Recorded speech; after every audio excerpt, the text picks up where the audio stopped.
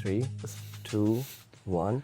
Welcome to India, where the cows eat hay and we drive auto rickshaws every day. Goats meet yummy sweets while monkeys roaming. The roosters don't crow till 5 in the morning.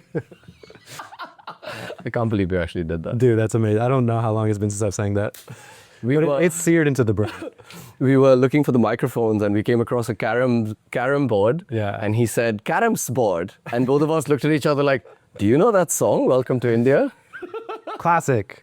Every Indian kid, I assume, grew up on that. It's a rite of passage. It's a rite of way. You just have to do it. For sure. Ladies and legends and gentlemen and junglis and jungalinis and everybody listening in, I am so pumped today to introduce my really close friend who I feel like I've known for multiple lifetimes, Nivedan, who goes also by Narasimha. Narasimha.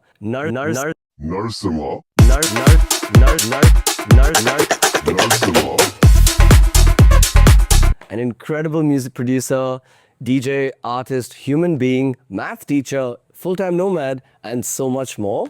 So Nivedan, welcome to the podcast, bro. Thanks for doing this. Thank you. I'm really excited to do this. Nivedan, to get started, do you want to tell people how we met? Because I feel like we have an epic story of how the world just wanted us to be friends. Yeah, I want to say it was like, 2020 or 2021 maybe? Yeah. Where I saw people tagging this guy, Divyaksh, in my comments. And then I got a message from you saying something like, "Hey, bro, I just love what you're doing. You know, all my friends say that, your energy reminds them of me, you." And so we connected. And I remember one day, I don't remember how much longer after that you sent me a message saying, "Bro," in an audio message, in part inspired by you and some other experiences in my life, I've been, I've decided to quit my job at Uber and to pursue music and to travel the world full time as an audio nomad. And I think I followed as you traveled through Australia in the van and then through India. And I'm just going to add a touch of context here. Meanwhile, he was doing DJ sets in America. He was making music. He was, showing his creative process in such a transparent and honest and genuine way. And that's what was kind of connecting us. And then I got into a van and started traveling. Yeah, and I just remember seeing just the craziest videos. He's like, "I'm sending people paragliding off the Mount Everest or the Himalayas." And I actually just had this memory of your entire hostel flooding and you losing a bunch of your audio gear, just all these incredible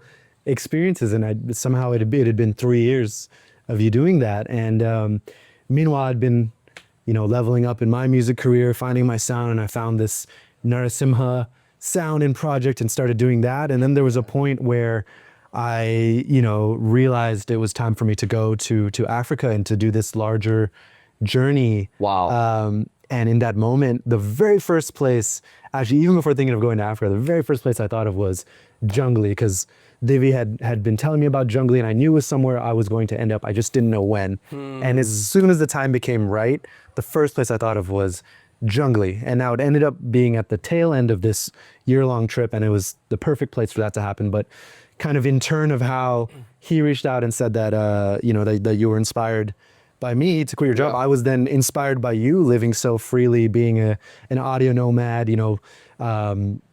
It was something really scary to me to be able to travel, to having you as a mentor and as a guide. And, many times Just homies. Yeah. Both end, you can be a friend and a mentor at the same time. Nice. And a guide. And to be able to get on the phone with you and it was like you had done this journey, before me, and it was like seeing someone that was a few steps ahead of this nomad journey to be able to offer guidance, and especially there's a lot of parallels in our journey. So to have that, confidence, a place where I could get confidence and reassurance that I'm doing the right thing, that I'm on the right path, and advice was, it was cool to in turn inspire one another. And then finally coming here to Jungli and meeting you in person after 4 or 5 years of knowing each other. So trippy, Instagram friends to real life, and Yeah. hit it off just like we thought we would. It's been a couple of months now that Nivedan has been living with us here at Jungli. Yeah. And I have to say, one of the most model citizens, if I have to say, in terms of someone that's locked into their goals. He's here to produce music. He's very clear about that. He's kind of blowing up if you don't know him already. He's getting a lot of DMs and collabs from people saying, oh my God, you're in India. When are you DJing in Bangalore? When are you DJing here? And he's so clear about going after that one thing that's going to make all the difference, which he knows for him is producing music, and therefore allowing his career and his artistic vision to progress in the right way. So thanks for being a G at our co-living, at our village, and inspiring others by just like walking your path. Today on the show, I would really love to get to know, there's two real main questions we like to answer on this podcast. One is, let's throw a spotlight on people that have bravely, decided to turn left off the motorway or choose an alternative path, and ask them what that journey was like. What was their upbringing like? What was their city life like? Their non-nomadic life? What was that trigger or discomfort or inspiration that made them take that leap of faith and diving into that journey, so we can all kind of go on that journey and learn about it? Because I'm sure you're going to have Junglis watching, but also your very amazing, engaged audience and supporters from around the world, and mostly the States, who would love to get to know the Narasimha behind the music. So that's the first part of this podcast. And at the end, something that prohibits people mentally from diving into nomad life is finances. So we'll ask a question at the end about, what do you do to balance your life on the road and to make it, sustainable and possible? So without further ado, your music is fantastic. We're going to play some bits of it in here, you'll see. But before we get to your music, I want to get to know, who are you, man? Like, where did you grow up? Of course, you're brown-skinned, American accented. There's a story there. There's an identity layer there. Tell us about your upbringing, your parents, your family, and how maybe music came into your life. Yeah. So I was born in New York, Yeah. in Queens, and I think we lived there. I actually don't know exactly the details, but my brother was born less than a year later in Pennsylvania, and then we lived in New Jersey, I think, till I was about 4, and then we moved to California. So I grew up until age 16 in San Jose in California. Upbringing, my parents definitely stressed academics. I was actually put in school early, and then I skipped a grade. So I was a year and a half to 2 years younger than everyone in my grade. I skipped first grade and, continued on and was kind of just, good at the math and the science and all of that. But I always had a creative side to me. I remember I was in the gifted and talented education program, is what they called, GATE program, where they would pull me out of class in elementary school. I remember like 4th, 5th grade, they'd pull me out of class and we'd have a separate gathering of these other kids that were just very creative. And so we do, and I remember making a disaster film. We had to make some type of presentation on disasters. And I remember like getting a bunch of Legos together and just filming with my video camera and just taking a hose and like spraying all these Lego little characters and destroying them and making like a film out of it. And that's my first time I really remember like making a creative project, and I was so excited to show it to everyone. And so I think that always stayed, that I am a creative person at heart, and music came into my life. My parents would play like some Carnatic music and Indian chants, and we would watch Showbiz India was a show in I don't know if you guys had that in Australia, but it was a show every Saturday that would kind of show all the Bollywood top Bollywood songs every week. Okay. So there was some exposure to music there and to Indian culture. And then my dad loved the blues, so he would play some B.B. King and just a few songs here and there. And I always felt a bit of a pull to the music. In 7th grade, I got really into, I went to a school dance for the first time and got into like 2000s hip hop. So it was Nelly, Usher, Lil Jon, P.D. Pablo, like all of those, I have Yeah by Usher just playing in my head for some reason. Yeah, that was one of my favorite songs. Dun, dun. So I got into that music, got into rock music in high school. In middle school, actually just a little bit earlier, I started playing in the school band. I started with saxophone. Cool. My parents wanted me to start on a wind instrument because I had asthma as a kid. So they thought if I played a wind instrument, that might help my asthma. Did it help? I don't have it anymore, so Well, they may go, guys. play saxophone. Heard it here first. Cure your asthma. but I was always drawn to drums, you know. So yeah, in school band, in middle school, whenever there was a drum set there, and every time the teacher would go into her office, I'd get about 30 seconds on the drums before she came out and yell at me. But I just loved percussion. I would play it on the, my brother had this keyboard at home, and you could put some drum sounds. So I'd kind of like play beats. Yes. Using that before I had real drums. So maybe that was my first kind of like finger drumming beat making. Yep. And then I begged my dad to take me to drum lessons. So I started studying drums. And but yeah, all that time I was completely focused on sciences and math, and kind of assumed that that's the road I'd be going. But something felt like, I don't know, it just didn't feel completely aligned, but I didn't fully realize it. And I had a teacher, Mr. Don Chakowski, Mr. D, my favorite favorite teacher. He was my English teacher in freshman year, which is ninth grade, and then also in senior year, 12th grade. And as part of his class, we would actually make a lot of films. We would read classic literature, and then we would make films inspired by that. And I just loved making these films, and my group would always just dominate. People would like beg to be in my group. Oh, nice. We would just make like the funniest, like most hilarious films. And so I was so into film.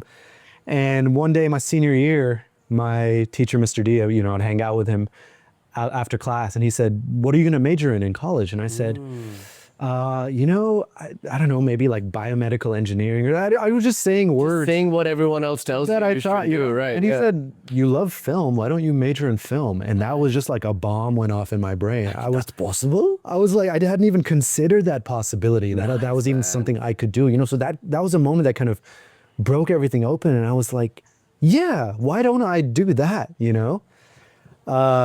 Meanwhile, yeah, I mean, things were a bit difficult with my parents. I think any Indian American kid can relate to this, of really being pushed to do academics. But there was this creative side of me that where, my dad definitely took me to drum lessons, and they allowed me to play drums in the house, which is like, I mean, that's pretty cool. That's really cool. Yeah, it's really putting up with really putting up with some loud music. So they did a lot to support that. At the same time, there was this sense that like what I truly wanted and who I truly was wasn't fully accepted. That music was something I should do on the side. And as soon as I started to, kind of communicate to my parents that, like, at the time film was my passion, but that I wanted to go into the arts and not, not being a doctor, not being something like that. That was a real big rupture in our relationship, and it's a combination of a lot of things. And so it was really difficult. I really had to just trust myself, even in the face of a lot of difficulty with staying that path, and not just the family. I mean, even the extended Indian community. I remember they would ask, "Oh, what is it you're doing? What are you going to major in?" And I said, "Oh, film," or "I'm into music," and they would literally laugh in my face. Oh my God! They would laugh like, "Whoa, what are you going to do with that?" They would make fun of me. Even India sounds a bit more supportive than that. Oh, absolutely. Yeah, I think so, man. There's a bit of a saying, if you don't mind me adding it, but I met Indian and Australian friends in Australia, and then my dad pointed this out, that a lot of the previous generation, they've moved out of India, let's say in the 1950s, or let's say in the 1900s, depends on the generation that went. Yeah. They've actually carried the India of that time with them, preserved it in the name of culture and sanskar, Hindi culture. And that's the India that they're still living in, even though modern India has actually progressed quite a bit. I'm not saying that there's not traditional families like this in India. Of course there is. But it's crazy to think that they're in that bubble when America is so modern, and even their counterparts in India have moved on. It's a bit of a time bubble that happens. So, yeah. It is. It's a bit ironic that, our parents will say, "Oh, we came to America to give you a better opportunity." And when we take that better opportunity, they say, "No, not like that." Boom. That's a great way to put it. Yeah. Yeah. So definitely was and still is a bit of a struggle, to assert myself. I still don't feel fully supported. I don't think my parents understand, or I don't think will ever fully understand or accept or support, what I'm doing. But that's just something I've had to sit with and accept, and kind of realize, and we'll talk about this whole journey, but it's really something I've come to see as this is my purpose in life. I mean, music being one manifestation of it, but truly my essence of how I live, how I approach life, how I navigate all the complexity and difficulties of being a very sensitive person. And emotions in this very, at times difficult world, and also very joyous world, So it's something that I feel is my purpose here, what I Nice. bring to the world, and music's one way that I do that. So really, at the cost of anything else, I'm sticking with this. I know it's what I'm here for, and with however 50, 60 maybe years I have left here, I know exactly what it is I need to do. So, those who are with it, welcome to the team. And those who aren't, like, you're absolutely welcome to cheer or boo from the sidelines, but I'm going to do my thing. So This man's on a mission. One really beautiful way to get to know someone and their quest in this life is by asking them the question. I heard you already answer it. That's why I'm bringing it up again. If, you have to think about your mortality and your death. yeah. The real traditional question is, what is it that you want written on your tombstone? What's the legacy that you want to leave behind? But the question we asked the other day upstairs was, what is it that one thing that you don't want to die with? So can you answer that question about what is it that you want to achieve in this lifetime before your finite lifespan is over? I mean, so much. On one level, it's I don't want to die with any music or art left in me. Boom. I love that line. Yeah, there's so much. Someone famous and recognized said something like, "Don't die with the music still in you." I want to say maybe it's Wayne Dyer, Dr. Wayne Dyer. Right. Anyway, Amazing. I love that idea. It's like die with zero. Like I want to give everything. There's so much inside here that I've been feeling, and all of this is a quest to figure out how to develop the tools and the skills, whether through music, through conversation, through how I show up, through therapy, to like get what I get, and blessed experience inside, and be able to share it so other people can also benefit from it. That's really beautiful. yeah. So I want to know now about like phase two. So phase one was your upbringing. You got good at music. Your parents ironically got you there by helping support you to discover instruments and bear with Nivedan learning how to play the drums at home. Not as pretty as Nivedan, who now plays the drums at home, I'm sure.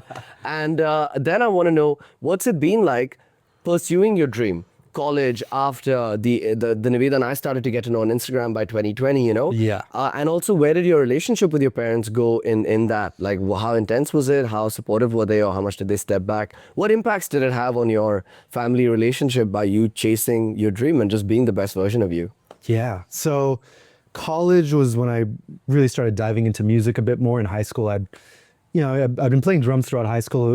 It was really fun, but I wasn't quite thinking of it as a career yet, although I had fantasies of dropping everything and getting in a van and starting a band and just traveling, So I definitely had that in the back of my mind.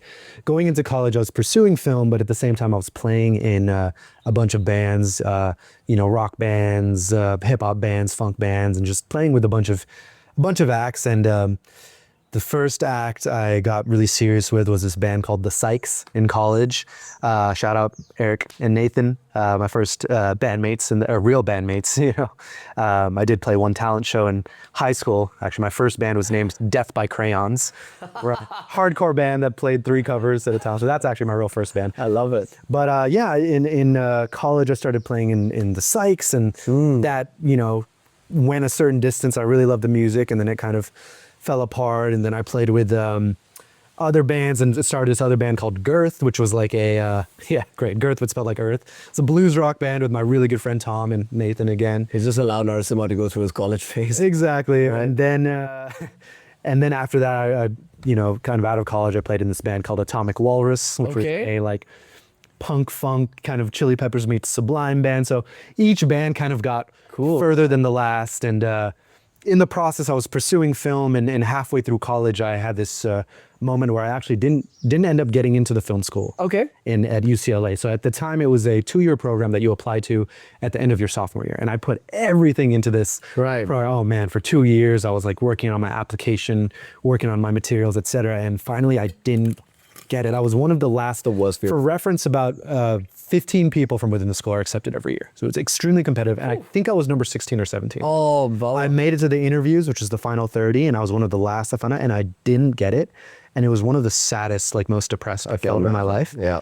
And it was one of the best things that ever happened to me. Boom, there you go. It's funny how that works, right? And it's because in that process, I kind of realized, and there was other things happening working in on film sets and things where I think I kind of realized that it wasn't actually something I loved, but not something I actually wanted to do as a career. Okay. And not getting into film school kind of accelerated that. I think later I still would have found music and pursued it, and maybe it would have been later on down the line. So I'm glad that happened then. Sometimes God in the universe, says this isn't for you, and you might not realize it. You know what? I saw a really cool reel about this and the analogy of something when you really want something and you're not able to get it.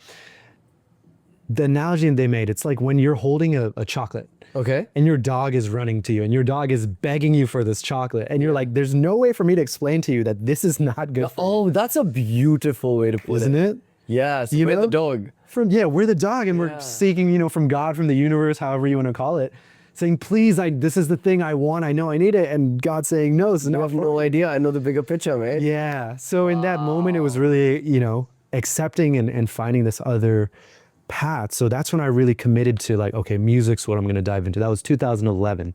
I remember making that decision that I'm going to pursue music, and my entire being focused around that. Since 2011, every single decision I've made has been focused around the core of I want to live and pursue and make money from and exist as a musician. That's what Brilliant. That's the kind of focus that you need if you're going to go down the artist pathway. So as you saw this clarity and, the universe shape-shifted to make sure that you have you're focusing with blinders on at this point and going after it. What did your relationship with your family become like? How did it ferment, for the lack of a better word, as you kind of, chased after your dream? Oh my God. I mean, every time in college, when every single phone call was, when are you doing pre-med major? Like, mom, dad, first off, pre-med is not a major. It's a set of classes, but every time, pre-med major. Right. So that's like medicine, right? Medicine, exactly. Right. It's a set of classes that you take in order to be eligible to, Right. Go for med school. So constantly they were wanting me and asking me why I wasn't doing Oh, man. medicine or why, and there was a lot of pressure. And every time it's like, every conversation is fighting. Rather than accepting. Yeah. And I also understand from their perspective that they want, me to it's their version of success, their version of like, Of course. wanting me to achieve something and be happy. And, one thing I want to add nuance to is a lot of people will say that with gratitude of, oh, my parents only want what's the best for me. I want to add something else that people don't talk about a lot. In Indian culture, especially in Indian immigrant culture, it's very important to parents that when they go to these parties, these Indian parties, Oh, yeah. and other parents ask them, what is your son doing? They want to feel proud and Yeah. they want to feel like, oh, my son is doing something well, and they want to compare their kids, So there is that, they want what's the best for you, but there's also a selfish component. Like, I'm gonna call it out right here. It's selfish. Yeah. It's their own anxiety and fears about, that's why they say, what is this auntie gonna think? It's like, that's your discomfort. That is, and there's this thing in Indian culture of, it's more important that things appear like they're Yes. going well than things actually to be well. Yes. It doesn't matter that I'm unhappy with what I'm doing, as long as everyone else thinks that we as a family are doing. Are doing good, yes. Yeah. the image Putting is- on the image, It's amazing that as a non-Hindi speaker, you have gone full circle around the world and explained in so many words something that we in India know as a phenomenon and Yeah. often say in 3 words. Yeah. Have you heard this phrase? Log kya kahenge? What are they gonna think? Which is, what will the people think? What will the people- What will the people say? Yeah. Log kya kahenge? What will the people say? Yeah. And you've like said it so beautifully in your own way without even knowing that phrase, which just proves that this cliche phrase or this used phrase is a universal truth for a reason. It's a big part of Indian culture, and it's where I think our generation can sometimes suffer if our parents don't have the maybe bravery or maturity to accept that the world has changed, the models of success have changed, and to accept their kids for doing whatever they're doing and being happy, chasing a passion rather than traditional outdated models of success. And it's not exclusive to Indian culture, but it's also course. a more general thing of probably the biggest thing we face as humans, I think, in achieving what it is we want to achieve. And I don't mean that just materially, but like internally, the state that we want is uncertainty, Life Yes. is full of uncertainty. And I think one of the most important things that's going to determine how your life turns out and your Yeah. experience of your life is how you deal with uncertainty. That's it. And unfortunately, what we tend to do when we don't, it's much harder to deal with uncertainty with I don't know how to say it, but maybe like the soft skills or the intangibles. Yeah, right? yeah, yeah. To measure your life by how happy you are, how you feel in the morning. These are things you can't put a number on. Yeah. These are things you can just express and someone will either believe you or not. So in times of uncertainty, it's a little easier or more immediate to reach for numbers. Oh, I'm doing well because my salary Salary is is X this amount of much. money. Yes, because my exactly. title is this. It's this kind of thing where you can kind of, okay, on paper, my life looks like this, and this person's life looks like this, and therefore I'm doing better and this person is doing worse, you know? And the idea of valuing your life by how happy you feel or how excited you are every day or how, you know, how equipped you feel. Yeah, how to deal- adaptable you are. How adaptable, like these are all things you can't so easily put a number on, you know? No. And so the thing with a lot of immigrant parents, I mean, people in general, it's not, again, an exclusively Indian or immigrant thing, but something we see a lot is you latch onto these numbers, you latch onto these titles, and they get valued more than how is my son showing Really up day to doing. day? Yeah. Yeah. And by the way, I know I'm, you know, from some of the community, from some of my family even, there's gonna be some pushback against me sharing this. I'm trying to be, take this middle ground of not being too, you know, naming anyone specifically or being too deep or personal or sharing too much of personal stuff. But at the same time, I think that's what's important because it's not just personal, it's universal. You know, this is something everyone There's many people experiencing what you're experiencing. and they're, yeah. So, And you're trying to empathize where they're coming from. Yes. You know, we're not sitting here because they've done so much for us and So much. given you the opportunity to grow up in America, and that's why you are what you are and all of that. It's amazing. So there's gratitude. We've been talking about this for a couple of months over here. There's so much gratitude about that. But then also at the same time, it's about trying to help change the narrative or allow them to see your perspective and allow others to know they're not alone if they're going through this.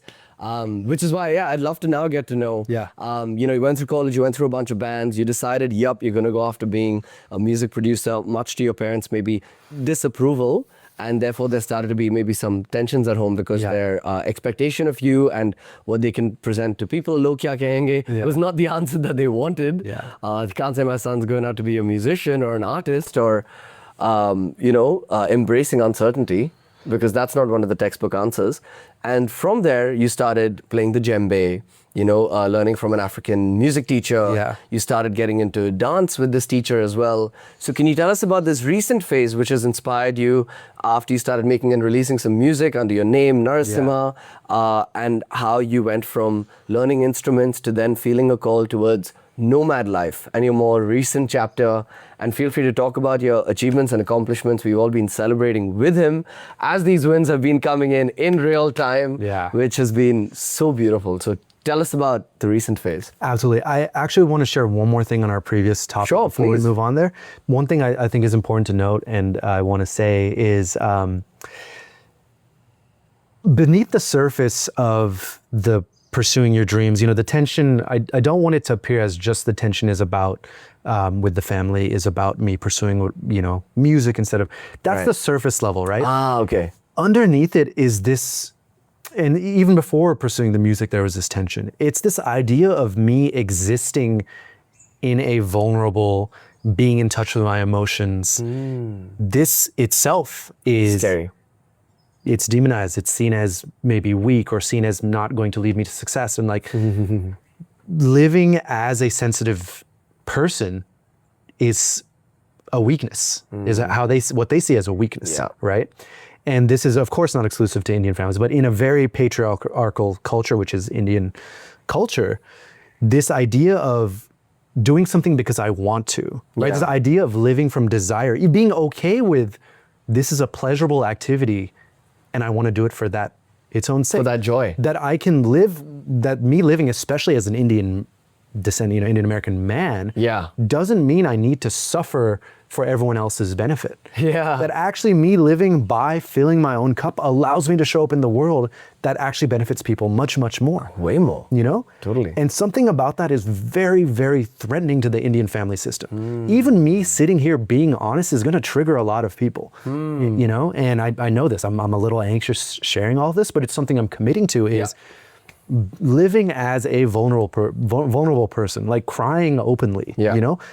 Reaching out for help when I'm weak. Going to therapy even was such a difficult thing for my parents. They you know, really tried to discourage me from it. It was one of the best things I did for my life. Absolutely. You know? So the tension underneath pursuing what I want is me just existing as a soft person, as a sensitive person, you know?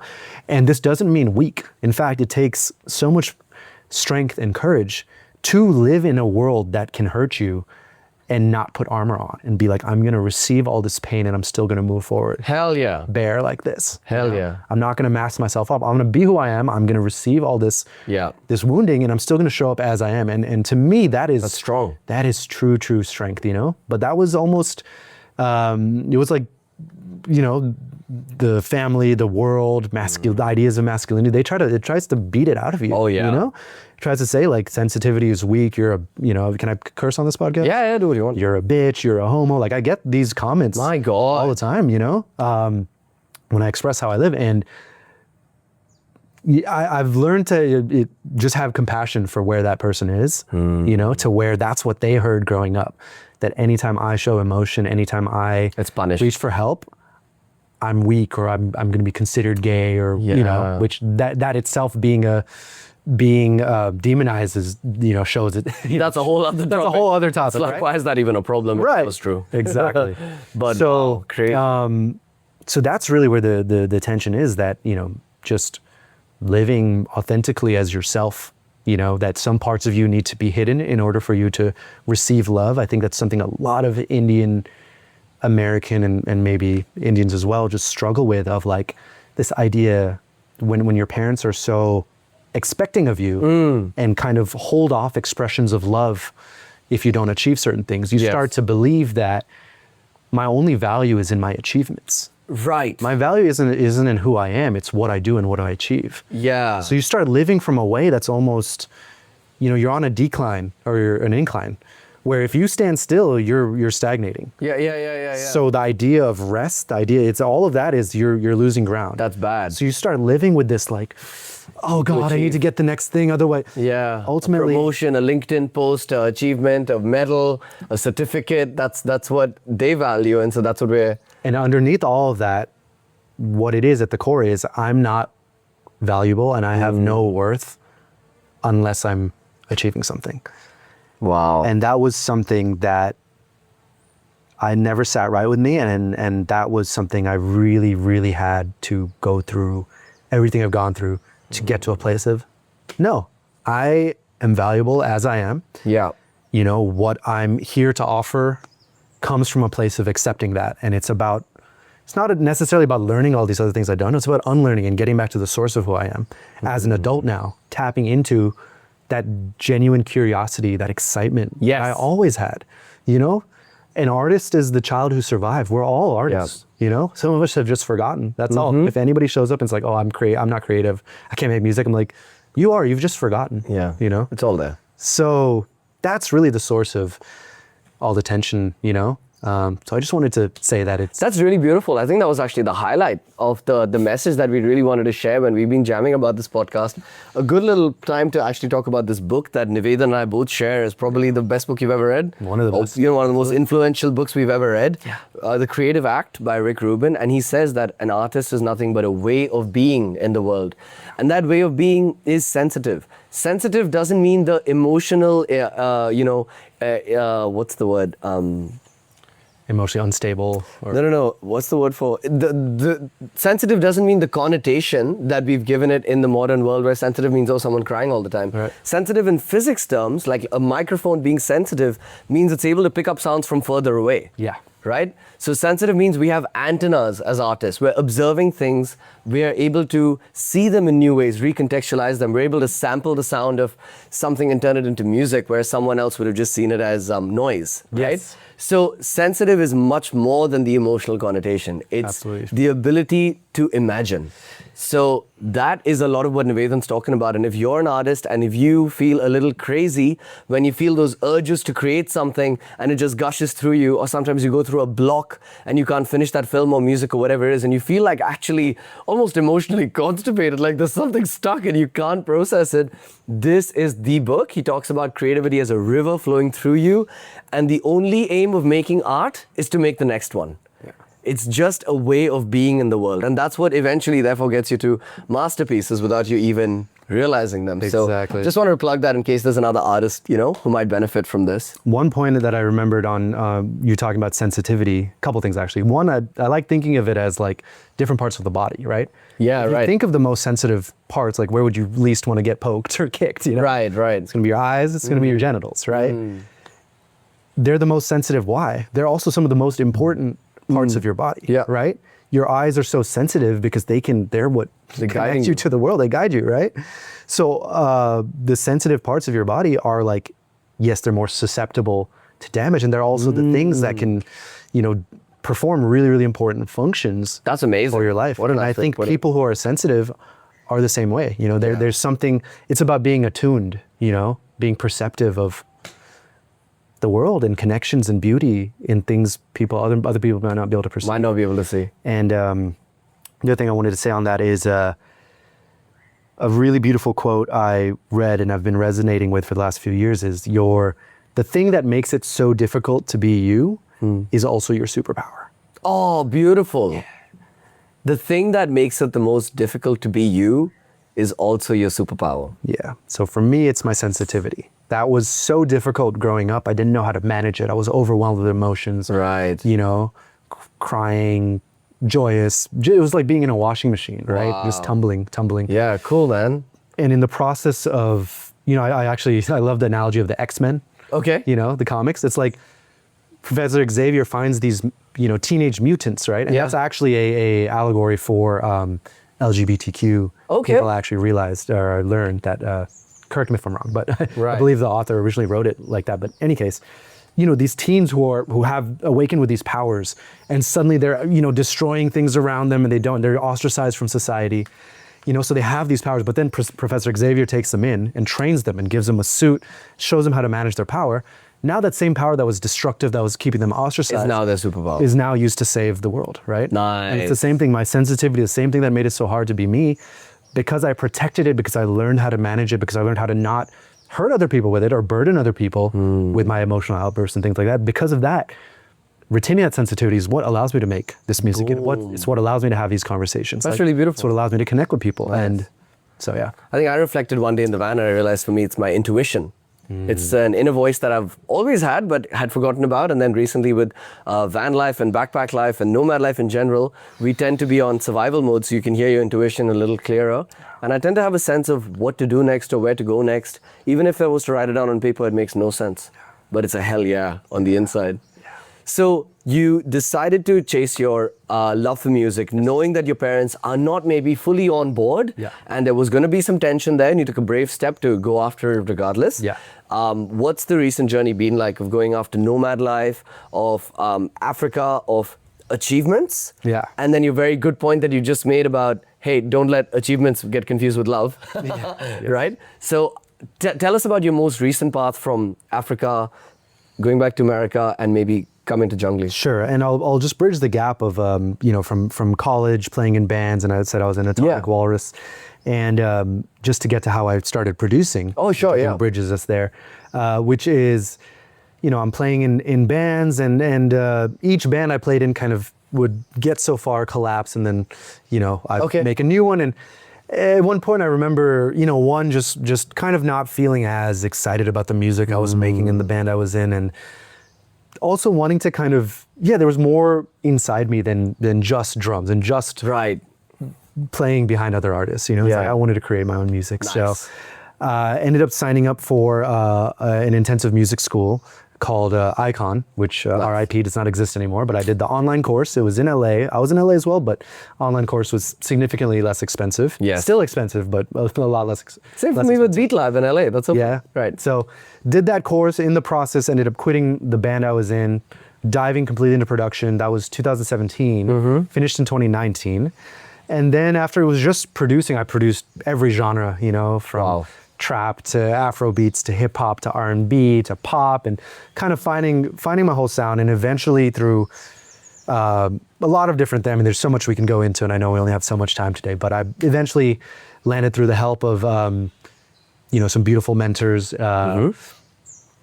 landed on this sound of and project of Narasimha, right? And this is from my love of West African music, which came from taking a West African dance class in college. Something just pulled me to that form of dance.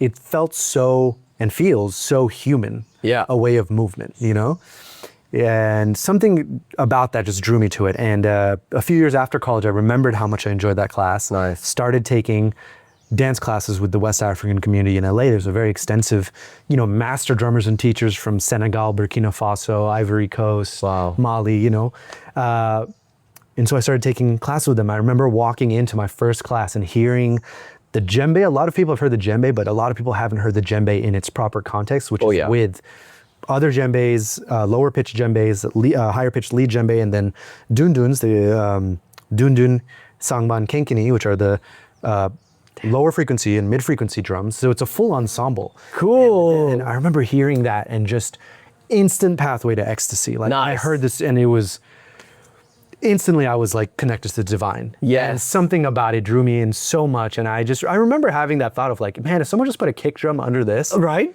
this is gonna be the sickest house music. This is what all house music is trying to actually get trying to work. So Rhythm. I did dance. I studied for several years on and off, different forms of like mostly West African dance. Started learning djembe as well, some dundun, some Afro beats, Afro fusion dance as well, and just getting feeling really connected to something about this music and this dance. And I just had in my head, I was feeling I need to go to Africa at some point. I need to go specifically to West Africa where all this music originates from. The particular music I love is West African, like djembe music, and also the funk music from like Mali specifically.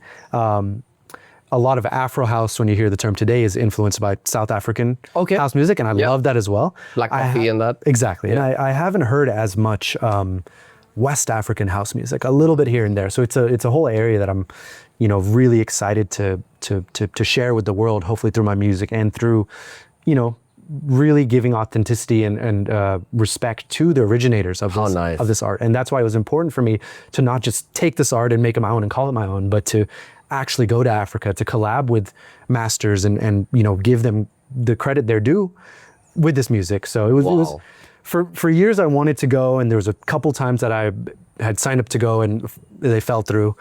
Finally, it's 2024. I've released a bunch of music, or a few tracks. My first record was signed by Hugel. And was doing pretty well. Yeah. First record signed by Hugel, pretty Yeah. big. All right, cool. Yeah. First record of this project. And I had been feeling this pull to move to New York for a long time, for 4 or 5 years at this point.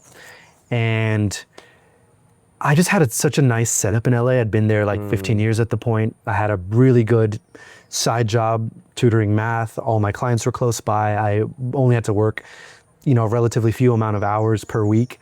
And so I always felt, if I want to get forward in this music thing, I should just stay here and bide my time. Yeah. Meanwhile, my gut was telling me it was time to go. Wow, okay, cool. This is just another example of every time you listen to your gut, that's the right choice. Yes. Should we hold for that, or is that going to come through? It's all right, it kind of adds to the vibe. It does. All right, we've got a mosque going off at the back. That's the soundtrack of today. Exactly. So, You Remember where I was? Yeah, that's right. So you felt a call to go to Africa yes. and not New York instead, and so you decided to chase it. Well, I knew I was going to end up in New York, and a few things lined up as it usually does. That if that tension is there long enough, it's eventually there comes a point where you have to either make the choice and trust that gut, or repress it in yourself. And I've always been one to.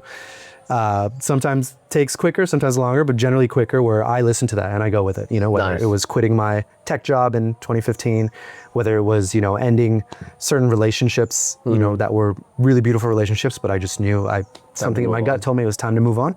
So I was getting to that point, and finally the universe just was like, here you go.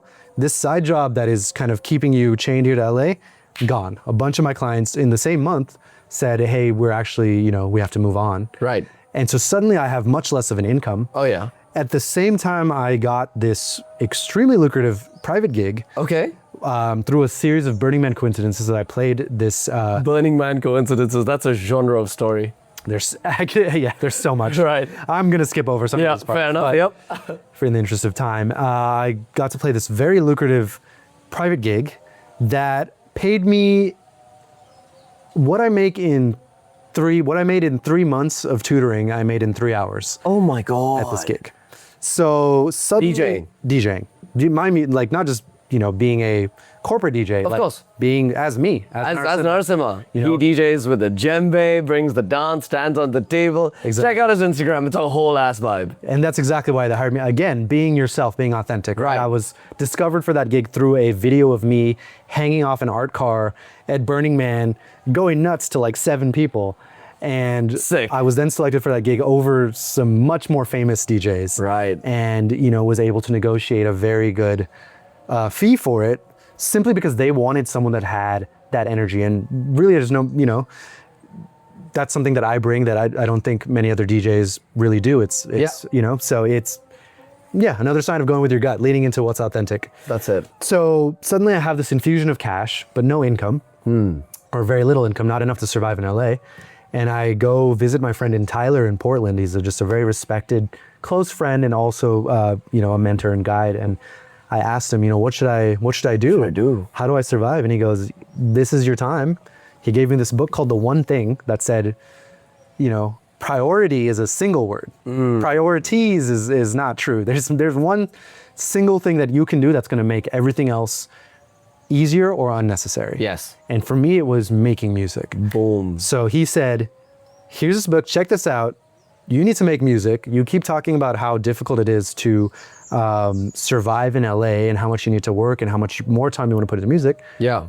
This is your time to go to a cheaper country and just focus on making that music. Nice. And as soon as he said it, I knew it was true, and it scared the hell out of me. Yes. But I just knew I had to do it. Yeah. The next day I was on an interview with you and Shiva. Oh, crazy. So then he sent me a message. I'm thinking of coming to Jungli. I was super excited that this online friend, but this artist I was really looking up to and loving his expressions, wanted to come. And we had a video call, me and Shiva, my mate over here, who's on the previous podcast.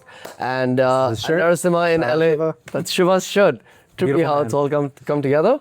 And you said you're looking to come to India, and but you were thinking of Africa somewhere in between. I remember that. Yeah. So the original plan was to go to Africa for a month, study drums and dance there, and then come straight to Jungli to work on music for many, many months. But ended up, expanding the trip, which I'm really glad I did. I ended up going to Guinea for 1 month, studying West African drum, specifically Mandinka drums and dance. 2 hours of drumming, 2 hours of dancing every day. Amazing. For a month. And Guinea is like the source. So that's like where the djembe, the balafon, the duna, that's like where that's from, Wow.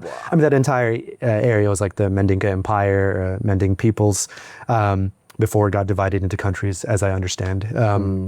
But so it was important for me to go to that source. So I went there, studied for a month, had a beautiful experience, and then ended up going to Gambia for 3 months. So that's a small country in the middle of Senegal. So I went to Gambia, stayed there for 3 months, worked on music, had an insane spiritual experience. And then I ended up going to around Europe for a few months. Then I went to Morocco, back to Europe, then to the US, where I played my first major music festival, Elements Festival in Pennsylvania. Nice. And then made it here to India. And I'm now on the last leg of that journey, but that's kind of a quick overview. That's a great of what I overview. did. Let's go back to Africa for a second. You were in Africa to learn a bunch of instruments, and you have a couple of instruments hanging out over here behind us. Yeah. Could you show us some samples and, introduce us to these instruments of yours? Absolutely. So if you could hand me that little guy over there. So this is a djembe. Now, a regular djembe is much, much bigger than this. This is, a djembe this size would be considered a toy, but this one's actually a real djembe. It's like a real, djembe maker made this, but just a smaller size. And it's, I think usually it's goat skin or cow skin usually are the heads, and it's pulled with rope against this wood, and you can use different types of wood to get different sounds, and these are the colors of the Ghanaian flag. Oh, cool. Red, yellow, and green. So, and it's a What's it sound like? nice little... because it's so small, you don't really have... The bass. Yeah, you don't really have the regular sound, but generally there's kind of 3 main sounds you get from a djembe. There's the bass, which you don't really hear, and then the tone, and then a higher slap sound. So it's kind of through the conversation of those 3 sounds that you can make, make really beautiful melodic music, despite it just being an instrument,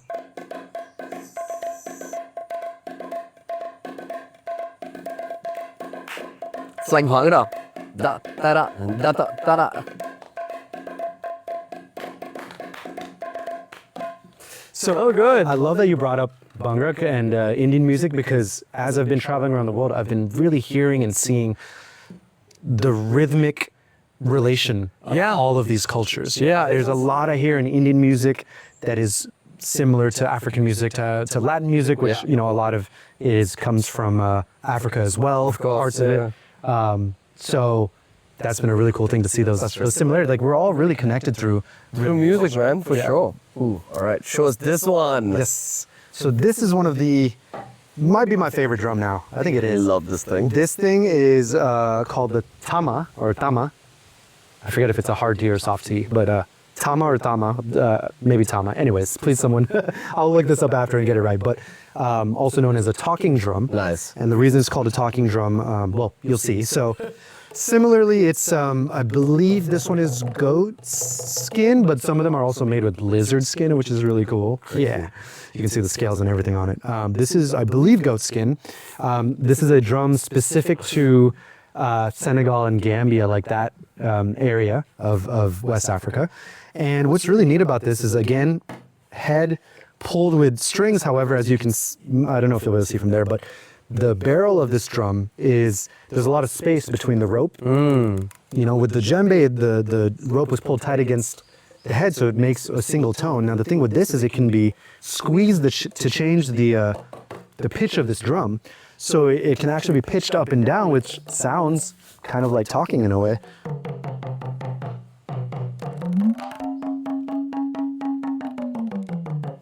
So cool. Right?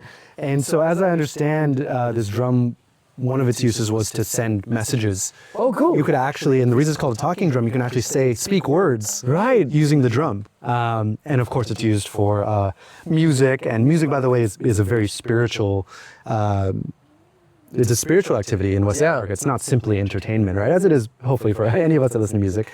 But the dances, the music, all have, you know, different rhythms, might represent like different aspects of life. Like there's a dance to celebrate the harvest. There's a dance to celebrate young women coming of age, or young girls coming of age and becoming women. There might be there's a dance for, you know, a hunting dance, so all of the music and the dance like has a actual spiritual and, you know, life significance. Right. It's connected to how we live, you know, and rhythm and music really is not something separate from life itself. It's really integrated in it. So Awesome. I'll say. Anyways, yeah, this drum is just really cool. Now, I want everyone to know, even when I play djembe, when I play this, I'm an absolute beginner at both. It might sound like I'm not. People like, no. When you really hear a master play, like you'll really see the difference, you know. And so I want people to know that, like, when I'm showing you this, like, I'm by no means the definitive person of this. I'm very much a beginner, kind of fumbling my way through this, and I hope that this is a gateway for you to really research this and find people who truly have dedicated their lives to this, and that's how it's supposed to sound. I'll try to do my best with it. So I'll play like a little groove.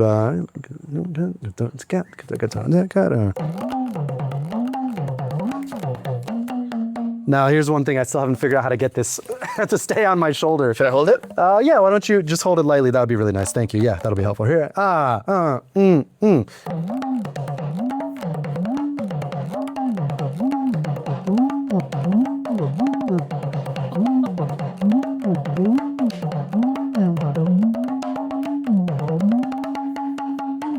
So, Oh man, that was dope.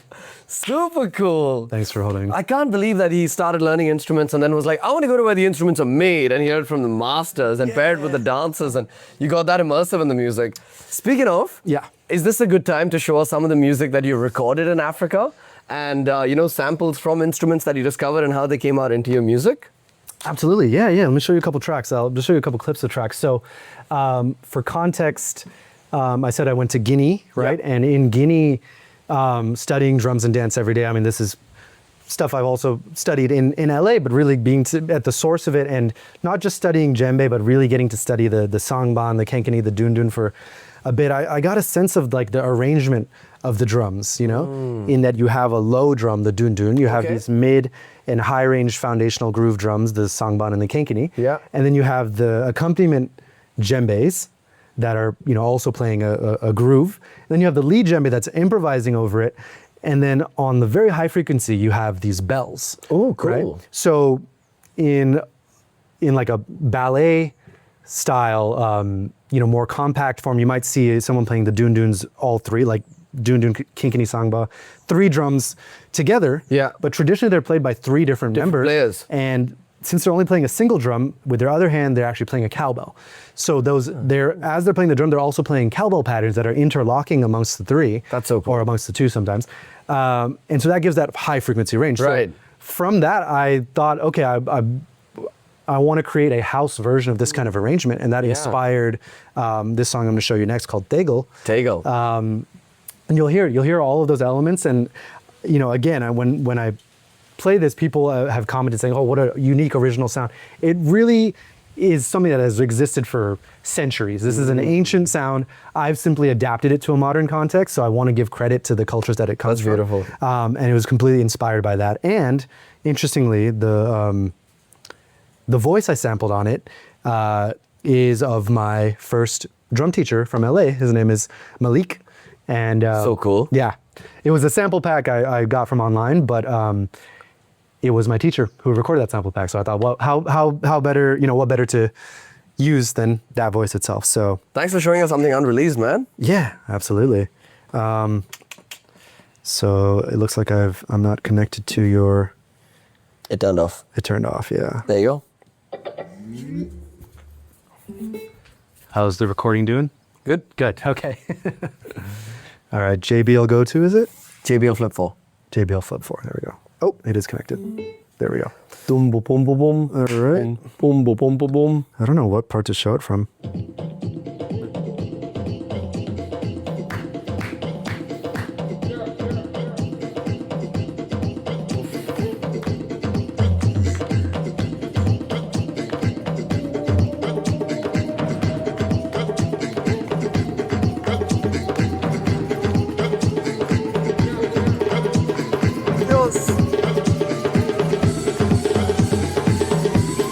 Don't make me warm up now.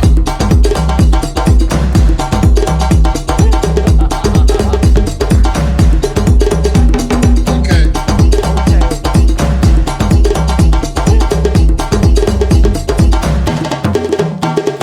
Yes.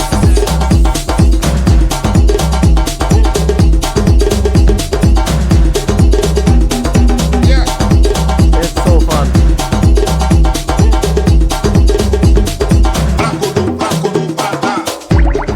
Yep. So there's a little preview of that. So you can hear, it's got all The different drums by the different frequencies. I'm so glad that you pointed that out. Yeah. I'm listening to it differently now. Yeah. Cool, man. Do you think you have time for one more?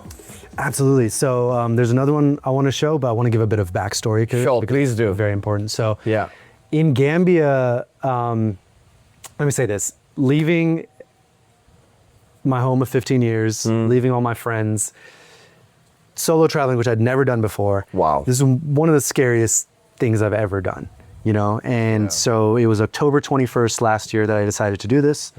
And by December 29th or 30th, I was on a plane to Guinea, one-way ticket. I had sold all of my things, sold my car, let go of my apartment, said goodbye to all my friends. Yeah.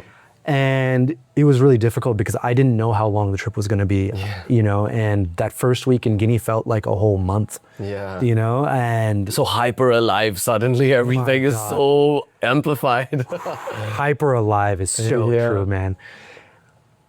It was so difficult, I mean, it was a combination of things I was dealing with, both in the lead up and getting there to Guinea and in Gambia, where, leaving my home of 15 years, being alone for the first time, like this is the most alone I ever felt, in a new country.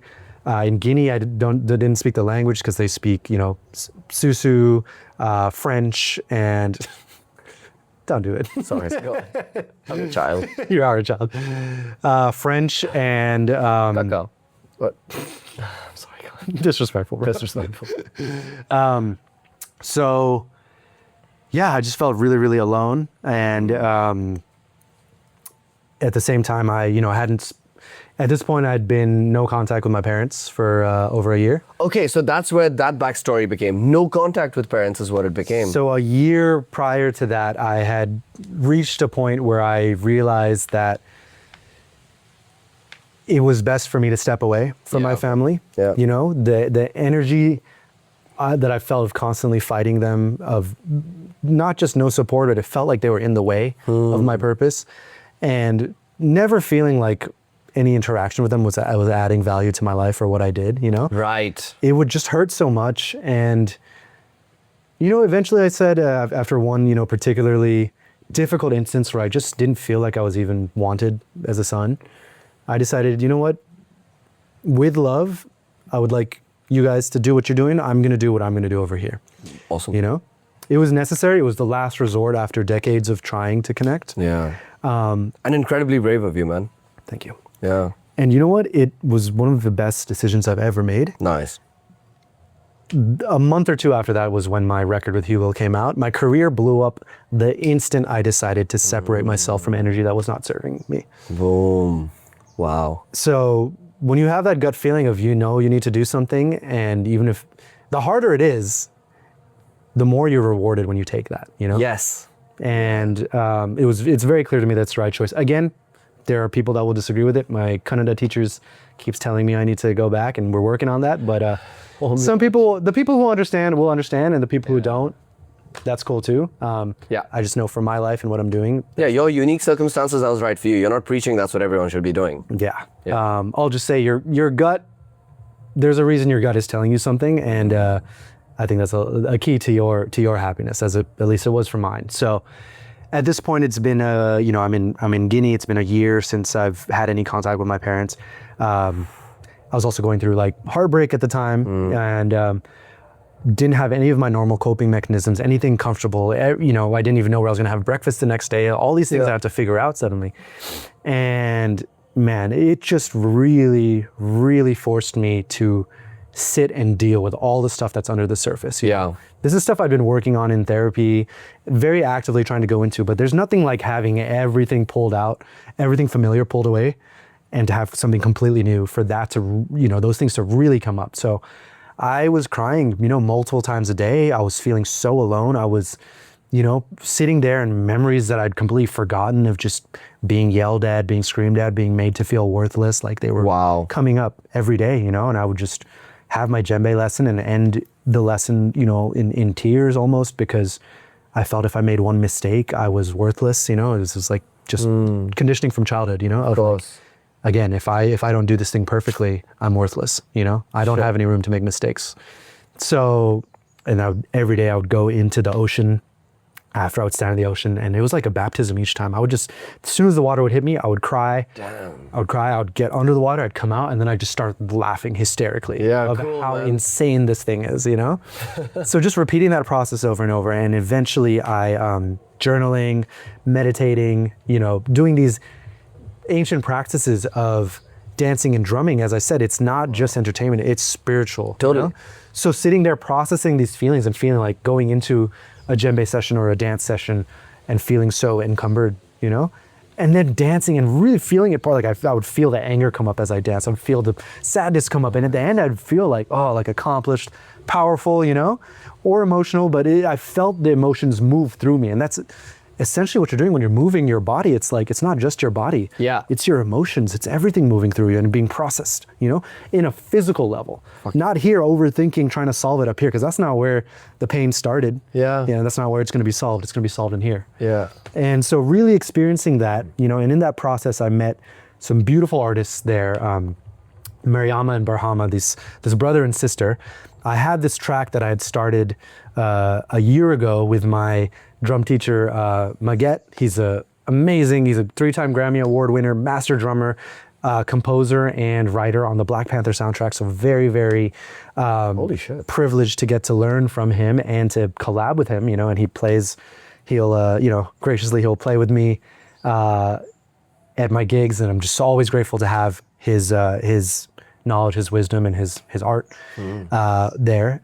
So he played this traditional rhythm on the talking drum, called Nari Goron, and I had this track that was based around that rhythm, but I didn't have the vocals for it. And I guess to get even deeper, it was a remix for another artist, and the label at the time really liked it, but because I was a smaller artist, they said, we can't put this out simply because you're too small of an artist. And Oh I my was God. so upset. That sucks. But it ended up, again, God saying no, and it being the chocolate that you think you want, but it's not good for you.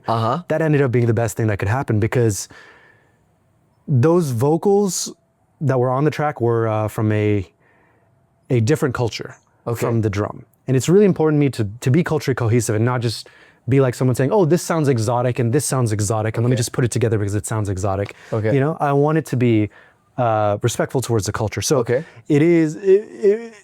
I felt like it would be better if there was an actual Gambian or Senegalese vocalist with this. Right. So I was really upset when that song wasn't able to come out, but then I, stripped those parts out, came to Gambia suddenly, without knowing this. Suddenly I'm in the land where this drum is from. Wow. I didn't even know that. Cool. And I meet these two artists, Barhama and Mariama, and in this process of going all through these emotions and in a session with my somatic therapist, I had the most intense and most important spiritual experience of my life. Wow. Completely sober, my heart broke open, sitting with this emotion, fully facing it, and I hallucinated, and I saw every moment of my life, past, present, and future, pass by, and memories that I'd forgotten about. My best friend from kindergarten, a random moment in 2020 making a song with my best friend, all these moments, and I felt grief that every one of these moments had come and they'd gone. There was a grief in the passing. It felt like each one was a little death, and I recognized it as that, as when I was holding on to the past or holding on to an idea of things being constant, that it was me denying death, denying the constant death that is life. And I was living from this place here and hallucinating, literally being in space, seeing this like massive sphere, black sphere that just towered over me, that contained this grief of every moment, and realizing it's not just me experiencing this, it's my friends. It's people I see every day, it's strangers, it's the whole world, it's everyone past, present, and future. That every moment comes and it dies, and how sad that is. How much grief there is, It's only in moments like a breakup, in a death, that we might recognize it, but truly it's happening every single moment. Every time, So to really experience that for the first time, and I mean, in real lifetime, it was probably 20 minutes, but it felt like a lifetime of experience where felt like I was throwing up my insides, I was hunched over on the couch, feeling like I was throwing up. It was just air and energy coming out, but I felt like something was leaving me. And finally it started to soften, and I sat up, and these moments again appeared, and instead of feeling like moments that had died, it now felt, it did feel like death, but it didn't feel sad anymore. I felt so much gratitude for everyone that's left me, all the times I've felt abandoned, all the times, even if it was not abandonment, it was just a thing that I was happy about that now is no more. And I felt such deep gratitude for all of it. I felt full gratitude for my parents, for my family, for everyone that, anybody that broke my heart. Like, things that ended, like all this, I was like, my God, all of these people, all these moments have been my guru, have been my teacher in showing me how life actually is. Beautiful. And I felt full gratitude, and it was the most powerful I've ever felt in my life. I had electricity running through my fingertips, through my lips. I stood up and I felt like I was 8 feet tall and had this unbelievable energy. I felt like something had changed. And within 4 weeks, I had 4 tracks that I had written. What the hell? Yeah, including the one I showed you before, Tegel. Including this one, and this one I'm going to show you now is a piece of a song written with Barhama and Mariama. I took this experience to them and I told them about it, and I showed them this track, and I said I would love for you to sing about this. And they were so moved, and Mariama went home and wrote lyrics in Wolof, which is the local, one of the main languages in Gambia, Senegal, associated with this drum. That drum, okay. And we've got in the studio, and over a few sessions, made this track about this experience. So it's called Deki, which means resurrection. And it's all about how life brings death and death brings life. Death brings life, You know, right. the impermanence of life. And so I love this one. I'm so pumped. of the previews I've shown, this has probably been the least popular of the tracks I've shown. Really? I think it's the most soulful. I agree. It's my favorite track I've ever made. So, Go for it. you know, yeah, I'm just really excited for it to come out. Is the lighter? There it is. Nope, not this one again. Dun. Yep, well, we can just start from here, I guess. All right, shall we? Let's do it. Can wait till you've lit the incense. Go for it. Go for it? All right, Stage business. let's do it.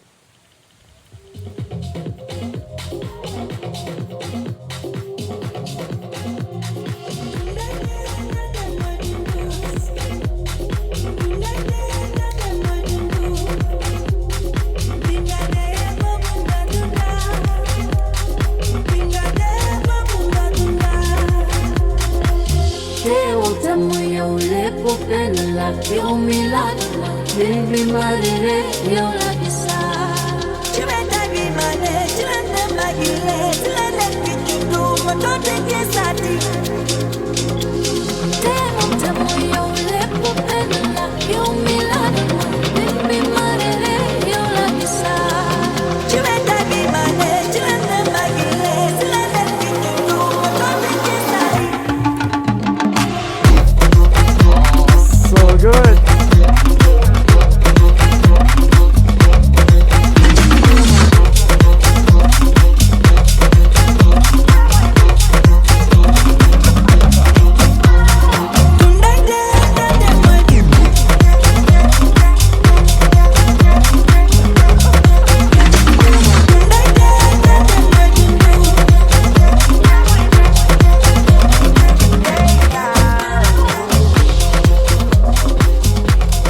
Yep.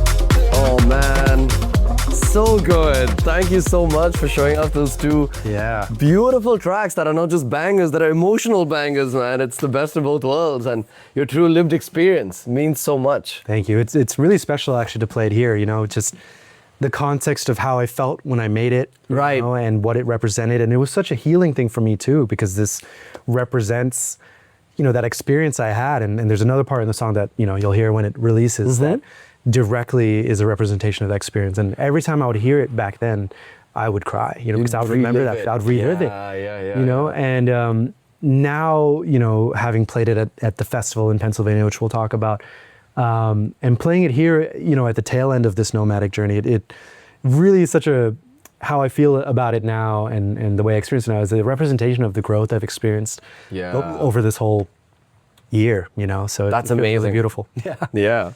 So you're getting to kind of more the more recent and tail end, and like, you know, we'll start to. I want to ask you the final question about like finances, so that people can have some tips as well. Yeah. But just getting to after Africa, you made these 4 beautiful tracks. You had a phase where you went back to Europe, the States, the festival, and then came over to Jungli, and you came over here with a mission. So would love to hear, you know, from Africa, what happened, a little bit about the festival, of course, you know, and how we had the screening over here, and then what brought you to Jungli? Yeah. So so after Gambia, the original plan was to go to Ghana, you know, Right. just to get all the G countries out of the way. Yeah, right. Now I have a friend in Ghana that I've been wanting to meet. Now, unfortunately, due to visa mix-ups and things, I wasn't actually able to make it there, and had to reroute to another place where I did have a visa for. And my friend was going to Spain, so I decided, why don't I go to Spain? So I went to Spain for a bit, you know, over a month. Got to really practice my Spanish there, which is amazing. I spoke just Spanish for a month, got a lot better. Nice. Ended up linking up with you know, West African artist there, Kara, and some other, you know, other West African artists, and recording with him and an engineer, Adi, you know, some really beautiful musicians, you know, almost everywhere I went. I would just run into the right people at the right time. Right when I was missing West Africa, I ran into Kara, who's from Senegal. Right, Senegal. I forget Kara. I think you're from Senegal. I hope, and he's playing West African music in the middle of the plaza in Barcelona. Oh my God, cool. Yeah, and the next few days later, I'm busking with him with his tama drum, and a week later or so, I'm, you know, in the studio recording with him. Wow. And then in Barcelona, in the airport, as I'm about to head off to go to France, I see a guy holding, what looks to be a West African man holding what appears to be a West African instrument. So I go introduce Say hi. myself, ask him what it is, and turns out it's a simbi. I thought maybe it was a ngoni or a kora, and he said, no, it's a simbi, and he's telling me about this instrument.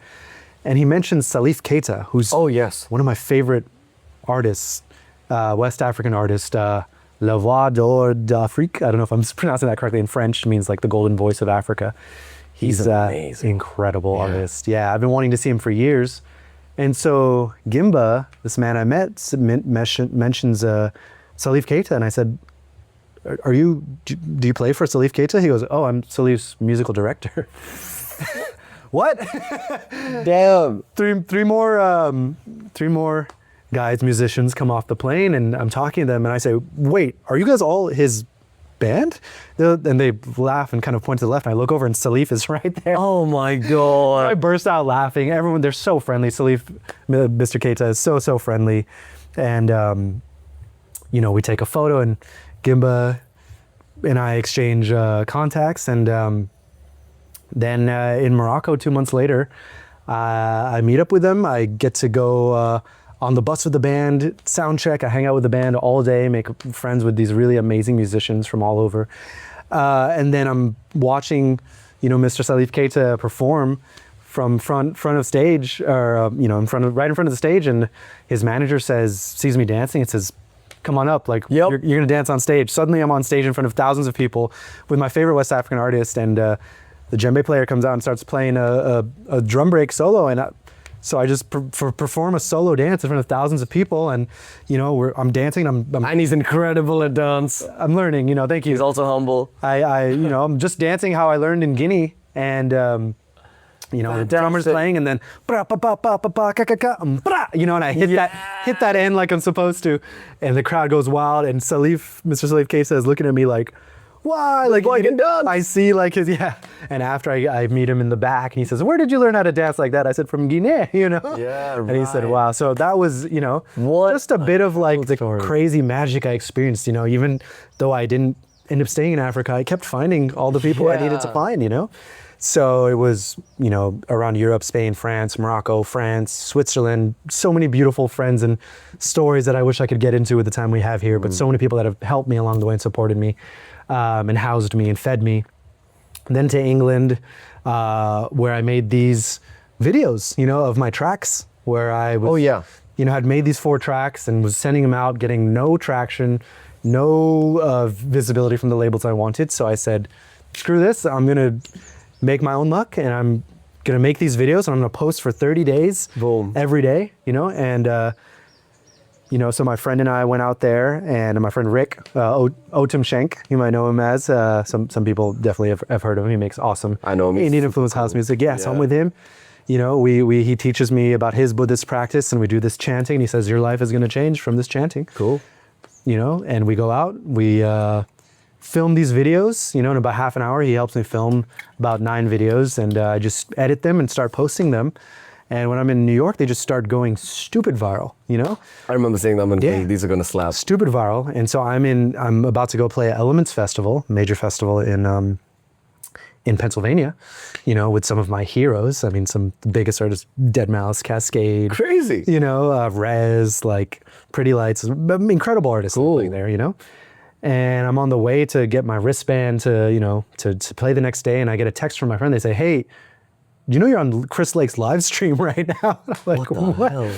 So I don't get to see it till after, but I'd see, Chris Lake and Sammy Virgi, 2 incredible artists, are there, pulling up my Instagram, jamming out to my music, and it's just wild, So I play this festival, and these videos go stupid viral. Some of them have 600,000 views. I gain about 20,000 more followers just from those videos, and, Ridiculous numbers. yeah. So I'm in New York, and I'm feeling like, look, I got the deal signed. That first song, Tego, that I showed you is signed by Black Book Records by Chris Lake. I don't know Wow. if this podcast will be out before then, but February 6th, this song's going to be out.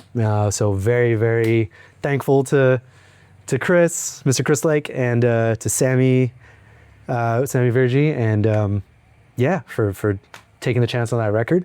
So you know, I'm in New York. I've signed this record and played this festival and made this amazing music. And part of me felt like, okay, you know, I could end the trip there. Here, Yeah. you know, I've done something amazing. I could go home now. Yeah, it's a pretty good hero's journey. You've gone out, you got the instruments, you came back, you got the Chris Lake signing, you played the festival. Yeah. You're back in America. Yeah. You could have stopped there. Could have stopped there, and something told me that this isn't yet done. I'm not finished with my hero's journey. And I just knew I had to go to India. Something was pulling me there. Again, gut feeling. And I wanted to come to Jungli, and so I hopped on the plane and arrived here after an insane travel journey. Ended up being, I think, 36 or 37 hours of Ridiculous. travel. Delirious as hell when I came here, and so happy. I mean, Wow. this has really completed my journey and been the exact place to integrate the whole rest of the year. Nice. I felt like was to lead up to being here and integrating that, you know? That's awesome. One question I love to ask on this podcast, getting to the tail end of it now, but ask is, what was your intention to come to Jungli? Yeah. And then how was the place and the Vibe community here in helping you towards that intention? Unbelievable. So the first question was, what was the intention? What was your intention? So again, the intention ostensibly was music and make as much music as possible. And of course, in this journey, as I've shared a bit of, it ends up being the gateway to a whole lot more, right? To me growing as a human and healing myself, you know? And again, following my gut with the music is what allowed all of that to happen. So again, coming here was to have a place where I could really focus on my one thing, you know, to know that I'm taken care of and having a place to sleep, healthy food to eat that is prepared for me, a inspirational place. I mean, a beautiful jungle, just space. And I don't mean just in terms of physical space, but in like mental and emotional space, you know, to do what I want, whether it's take a 3-hour walk, go swim in the pool, go hang out with some people, Nice. you know? So yeah, really coming here to be able to hone in and focus on making the rest of the music that I wanted to create, you know, with everything I've recorded. So that was the primary reason for coming here. And the question after was, how did the place go in achieving that intention? How have you been managed to, work towards your goals or discover other positive things that you didn't even account for? Well, the very first feeling I had when I came here was, this is the instant of getting here. I was like, I've never felt like more home at a place. I felt more home here instantly than I've ever felt like at my parents' house, to be honest. Wow. You know, and I don't mean that with any shade if my parents are watching. Like, there was just a feeling I had here of who I am is accepted. Yes. I don't have to fight. I don't have to convince anyone. I don't have to justify anything. Yeah. Simply by being, I am accepted and supported as I am. Yeah, You know? for sure. How beautiful to feel that. And so, I mean, everything I wanted and more in Okay. terms of ultimately what I was searching for is a feeling, right? A feeling of inspiration, of love, of acceptance, of space, of support. And I've got all of that in spades, That's really abundantly here. Yeah. So good to hear, and I'm so excited to hear the music that's going to come out of what you've been making over here. Every time I go to use a certain bathroom downstairs, I can kind of eavesdrop on the studio, and I'm just like raving. It's so good. So he's been working on some remixes and tracks over here, which I'm really excited to hear. Is like, something that you made in Jungli that will always be special for us. That our space, our ancestral home here was a good base camp for you to create these things. Now getting to more the last question, it's been so nice to hear about your highs and lows. Oh, before I ask the finances thing, you want to say something? The family stuff, right? I want to say, before we get to the finances part, I want to ask, you took us on a side story here, or really what I think is maybe even a main story here about your relationship with your family, the push and pull, getting to a point where where there was no contact because you just had to do your thing, and I don't blame you for that. Where are you at now? What do you see as your relationship ahead going with your family, or any takeaways for anyone listening who might be getting value from that plot of yours? Yeah, absolutely. So another reason of coming to Jungli, being in India, was really important for me to connect to my roots, you know? I think every journey is a journey to find your way back home. And I think this journey of life is that. We're finding who we are. And part of the Indian American experience is feeling lost, feeling like I'm not quite Indian. I'm not quite American either. Yeah. Of being bullied for being Indian growing up and running away from my culture. I think a lot of Indian American kids can relate to this story.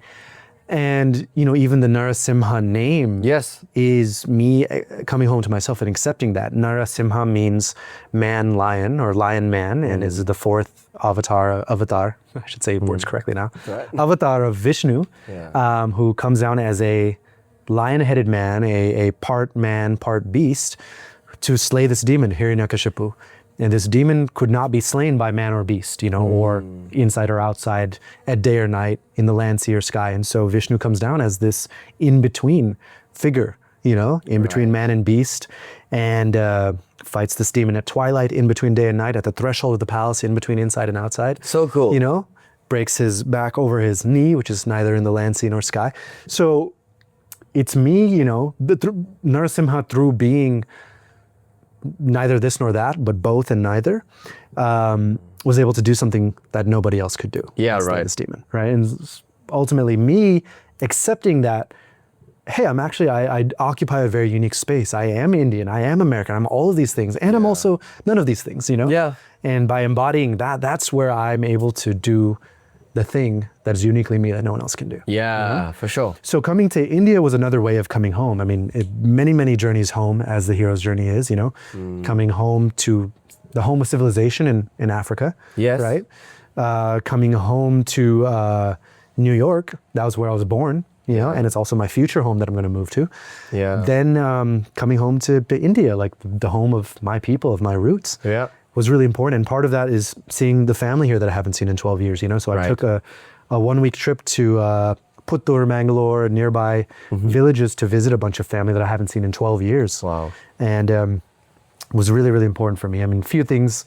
One was Diwali landed on my birthday. So it was beautiful to celebrate with family. And not only was it a birthday celebration where they brought cake for me, it was a Diwali celebration. So a family I hadn't seen in 12 years, nieces and nephews that maybe were 1 or 2 or maybe not even alive last time I came here, Wow. who are all like big fans of my music, it turns out. Wow, what a nice feeling. To contrast to your immediate family, and these guys are like following you. Yeah, they're like, we love your music. They're playing my Elements mix as, and my little How cool. nephew, who's I think 3 or maybe 2 or something, he was jamming, dancing the whole time to it. So I'm dancing with my family to my music.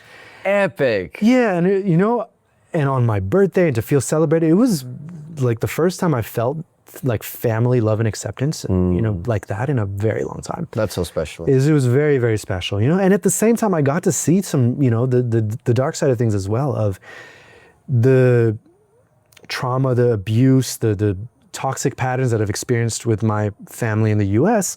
are not just exclusive to them. It's really seeing generational trauma, seeing this affect all of my family, it's helped me realize it's not my family's fault. It's this generational trauma that's come from,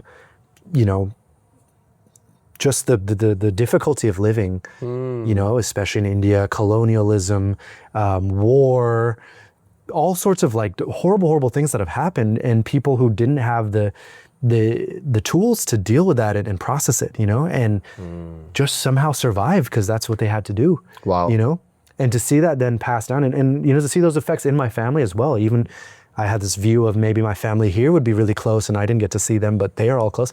A lot of them are very estranged. There's a lot of single moms in my family, a lot of daughters and sons that are raised without dads, a lot Right. of alcoholism, abuse, depression, suicide, all of this. And I'm not just knowing about it, but seeing it firsthand and actually experiencing it firsthand even, and again, there might be pushback or shame, and I'm not going to be specific about who, but one of my family members was actually driving me and some other family members, and then I realized this person was completely wasted, drunk. Jesus. And we almost got into several, like multiple serious accidents before I yanked the brake and the car skidded to a stop in front of another car, and I had to, pull the rest of my family out, and then seeing this person's family and how they've been affected by this, you know, and then the shame around it of don't tell anyone else, no one knows. Yeah, the same thing. You know, and the shame itself is what causes that problem to exacerbate. You know? Yes. The shame is what causes or at least exacerbates the drinking, you know? Yeah, wow. So to see all of that, to experience it firsthand, to almost be seriously hurt by it, you know, really helped me realize, like, man, this trauma thing is real, and it's not just me, and it's not something some personal vendetta my family has against me. No.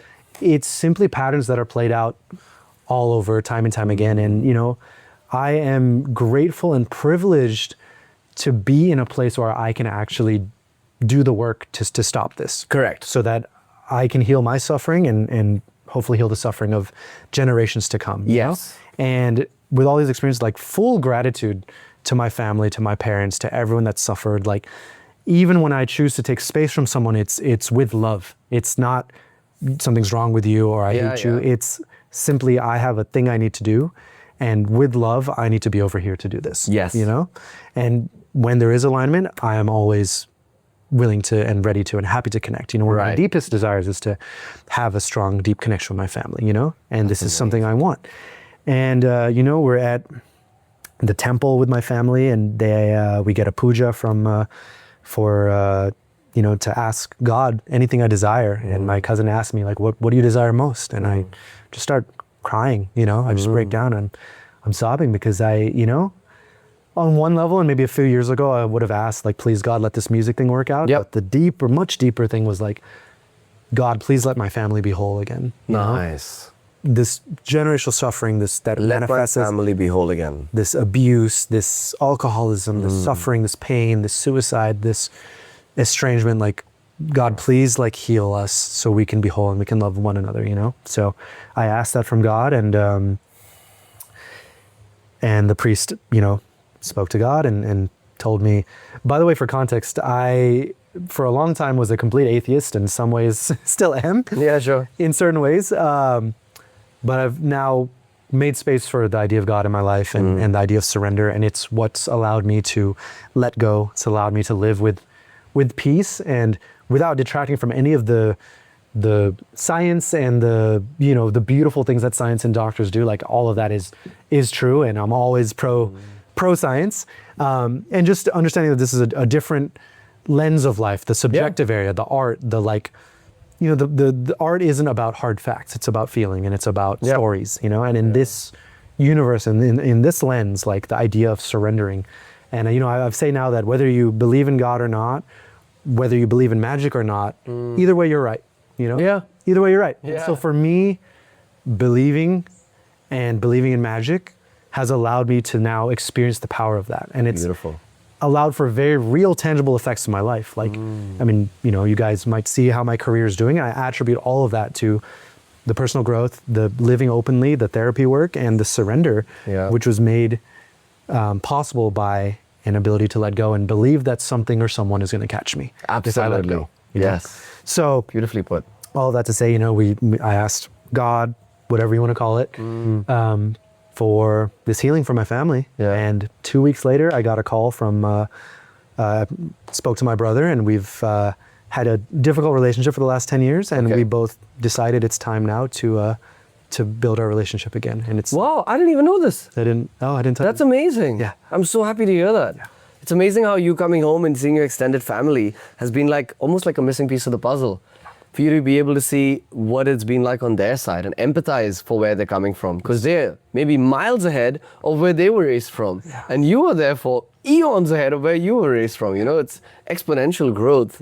And all because you're doing the right things, doing the inner work, and not wanting to pass on this kind of trauma, and praying for your fam and spreading joy, being a good male role model for younger boys and girls, nieces and nephews, because that's what matters. That's what the next generation is. Exactly. So that's really beautiful. Thanks for sharing so honestly on this podcast about some things that are pretty private. And I'm sure all of us are on your team rooting for you. Now for my final question. If I can just end cap that with, so now, as I've always wanted, starting to reconnect with my family, I just want to say, you know, whenever my family listens to this, like, I love you very much, and I'm very excited to reconnect with you. And, you know, it really is all love and gratitude, and I'm really, really grateful for all of this, for everything that's happened, and I wouldn't change a thing. So thank you. That's so nice, man. That's so important. I feel like I can't follow up that beautiful moment by saying, how do you make the money when you travel? It's important as well. We'll do a little segue. Yeah, we can do that. Yeah, little brutal segue. The BPMs are going to be unmatched. The key's going to be off, but I'm going to send it into channel Hard 2 cut. anyway. Yeah. Hard cut, baby. Crossfade, let's go. I'm sure that the listeners here would love to learn, now that they know about the strength that it takes emotionally, mentally, the trust fall that you've been on, they'd love to know a little bit more of a practical answer to the question, how do you make it work? How do you make digital nomad life or creative nomad life work? Yeah. Are you able to monetize music? What are some tips you have around that? And also, do you have any other side hustles that are remote or, location independent that you can share with the crew?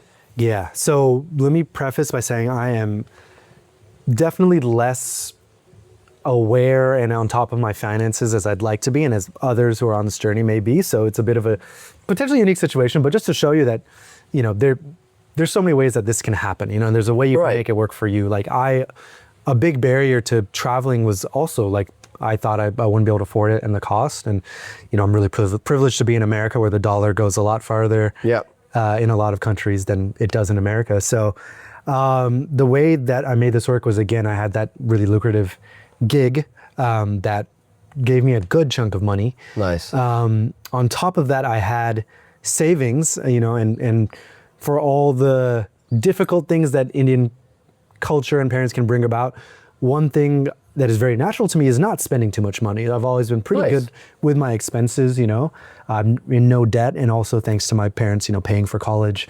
I'm very lucky to be in no debt. So I, saved up money over the years. And so with this chunk of money, plus the money I'd saved up, and understanding that, like, I kind of expected that at the end of this trip, I would be completely broke. Right. So it was accepting that and understanding that the money I'm going to spend and invest and what I'm going to get out of following my gut is going to be so much more valuable than having X amount of savings, Yeah. And it's ended even better than I've gotten everything I wanted and more out of the trip. And I still actually have, a chunk to go back and be able to transition to New York. And the way that happened was I continued tutoring. So that is, in huge gratitude to my families who I've been teaching, some of them I've been working with for 8 years or more at this point. And really beautiful to have families that support me so much, that see me doing this music thing and support it. And, and I said, hey, I know we've been working for 7-8 years together. I'm going to leave. And to have them be fully supportive and say, hey, we still want to, work with you and support you, even though it's online and not, not in person as it used to be. So I've had some families that have continued with me. And, So good. Which has been beautiful. That's definitely stopped the bleed. Yeah. Teaching math. Teaching math, exactly, online. It also helps that, again, the dollar goes a lot further in other countries. In fact, my expenses have been lower traveling than it has been in LA. So for a lot of nomads, if you're coming from a very privileged place of living in some place like America or Europe, like the cost, you might actually save money by traveling. Absolutely. Yeah. So, the cost here at Jungli is probably a third, total of what it might cost me to live in LA or New York. So good. That helps. So a mix of having savings, continuing to work remotely, and being in countries that are generally a bit cheaper. Yeah. Now, the other advantage that someone else might have is staying in hostels. Yeah. Can be really cheap. Now, I had never stayed in a hostel purely because I had all this music gear with me, and I was a bit worried about being around a lot of people. So I always made sure I had a place. This is usually an Airbnb with other guests, but not as many as a hostel. And also in several places I met up with friends. My friend Jess, David, both of them in Spain, Elsa in France, and so many more. I'm sorry, my brain is so fried, so if I don't say your name, I'm still so grateful for you. But people that just offered their houses to me, or had a place and let me stay there for much cheaper than it would have costed me. That's a very real part of traveling that we discount. We immediately go and look on Airbnb and we forget our networks and how many people are so happy to open up our homes to us when we say we're on the road. And you never know when, this is me speaking on my experience, when it's going to flip and suddenly you're hosting them. Yeah. So many people have hosted me that have then come here, and it's so beautiful, that give and take that selfless kind of give and take that happens with travel. Well, I mean, that's really we're not designed to do things on our own. Yeah. You know, biologically, we are social animals. Yeah. We thrive in community. You know, and so this idea of whether it is that you're solo traveling or pursuing music, you know, even if one community shuts its doors to you, there's always another community you can find. You know, one really beautiful thing when I was leaving and feeling so alone, feeling like I was leaving my community, you know, Tyler, my friend who encouraged me to do this journey in the first place, he said, you know, you're connecting to now another community across space and time, across fiction and nonfiction, actually, of the hero's journey, you know?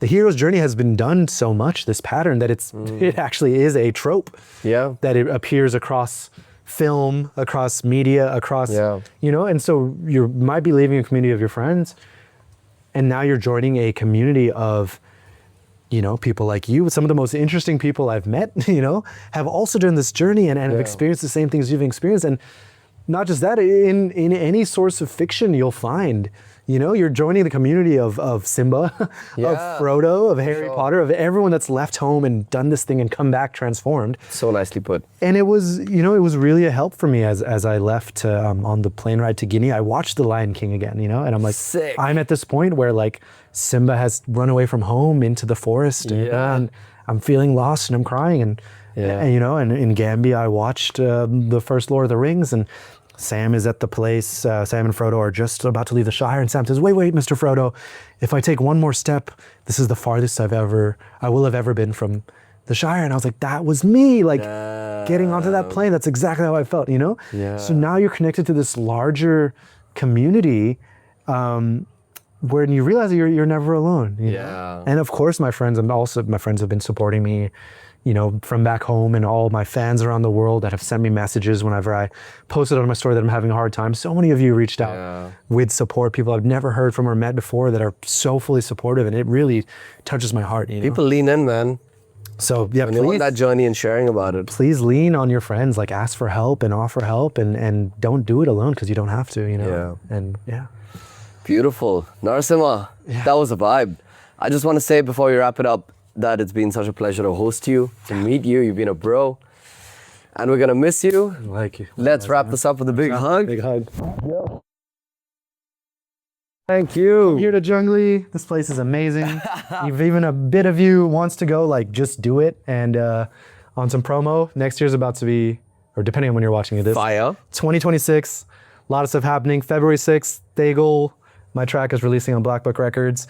Have another track. It's a lot of cool stuff's gonna happen. Can we shout out your one recent big win or no? It's too early. Yeah, we can shout it out. All right. Not the signing, but the Yeah. yeah. What happened when you were at Jungli? So from a video of Chris Lake and Sammy Virji playing my track on live stream, I believe from that video, a legendary musician, you know, one of my heroes, Bonobo, found the track and has been playing it around at his shows. And that's been just really, really wonderful to see, and realizing that so many people here are huge fans. So. Huge fans, I love Bonobo. He's one of my, like, when people ask me my top 3 influential artists that have influenced my music is Bonobo. And this is like a little joy for me through you, that because Bonobo is now following him, any stories that Nivedan's been putting up about Jungli, Bonobo's actually watched some of them. And so Bonobo's seen my childhood home and hopefully a future artist in residency. Can you imagine? Bonobo over here at Jungli for a month making his next album. Boom! Saying it here to manifest it. Let's go, Simon Green. So, and I'll just say, like, you know, with everything I've stated, you know, anybody that's feeling any resistance to what I shared about, like, living with sensitivity, being soft, going to therapy, you know, all this stuff that many people might very justifiably feel resistance to, or even anger towards, you know, sometimes I express this and people will snap at me, and I understand that. And a lot of times people may say this and you might not see the benefit of that, but I want to state, as someone who has been pursuing, you know, being a musician, a professional musician for 14 years now, coming up on 15 years, and to have some very real wins of having my records played and signed by some of the most legendary musicians in dance music, to have fans are all over the world, to have, you know, across platforms, maybe some like 70, 80,000 Amazing. people following me, you know, across Instagram. All of this happened because of all these things, because of the sensitivity, because of the inner work, Yeah. because of the spirituality, because of the facing myself, because of the leaning on friends and Yeah. having, you know, so if you're interested in any of his work, please, I encourage you to do it, because it will transform your life, whether it's music, whether it's dance, whether it's math, whether it's being a doctor. Like, it's not exclusive to anything. It's the more you are able to connect with who you are, the more you're able to access your true gifts.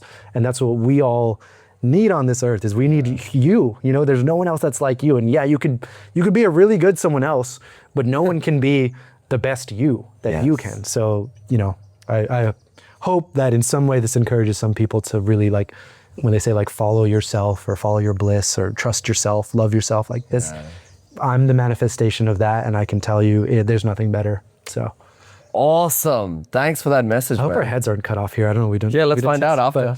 Screw it. Love you, man. Cheers, bro. So fun. So glad we made time for this. Yes. In our busy little nothing to do jungle lives, it still gets so busy. Thank you, G, thank you. Da da da da